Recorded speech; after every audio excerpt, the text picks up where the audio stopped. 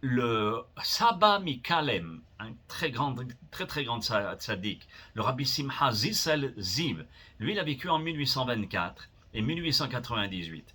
Lui, qu'est-ce qu'il va faire? Il va reprendre ce qu'on va dire par rapport à la deuxième réponse sur l'histoire du passé. Pourquoi tu pleures sur le passé?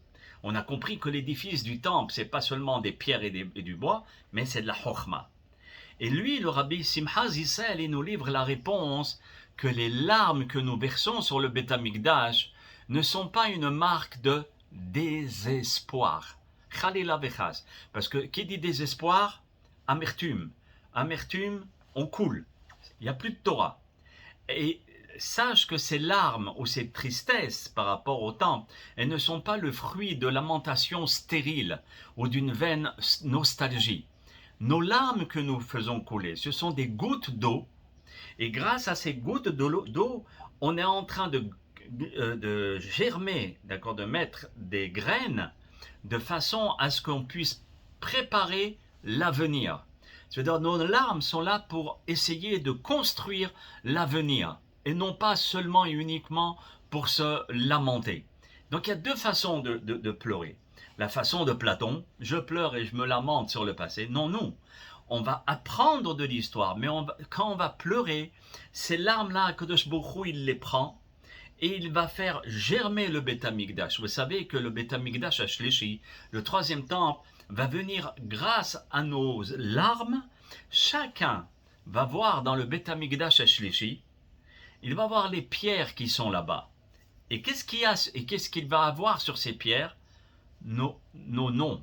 Ça veut dire par nos larmes, Akadosh Baruch Hu va écrire notre nom. Le nom de notre père, le nom de notre famille. Et le temple va descendre des cieux, comme le dit le Yerushalmi. Et à ce moment-là, on cherchera notre pierre. À quoi nous avons, si vous voulez, participé à la destruction du troisième temple. Et il y en a certains, Jeannot par exemple, il va chercher. Et il ne va pas trouver Jeannot, il va se dire mais pourquoi? Et là il va se lamenter. Et on va lui dire, mais l'Aziz, tu t'es pas lamenté pour le temple. Le temple va écrire ton nom seulement si tu vas pleurer pour lui.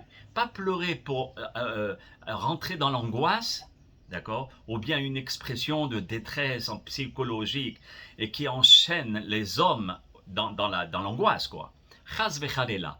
Elle est là pour mettre des pierres et un édifice du troisième temple. Pour le Ham Israël, ça a une très grande signification complètement différente d'ouvrir sur l'avenir. Vous voyez, le pleur en lui-même, il ouvre les portes de l'avenir. Parce qu'on va comprendre pourquoi et qu'est-ce qui s'est passé. Et à ce moment-là, on passe de l'avant. Vous voyez, mais on ne peut pas passer de l'avant si on ne regarde pas le passé.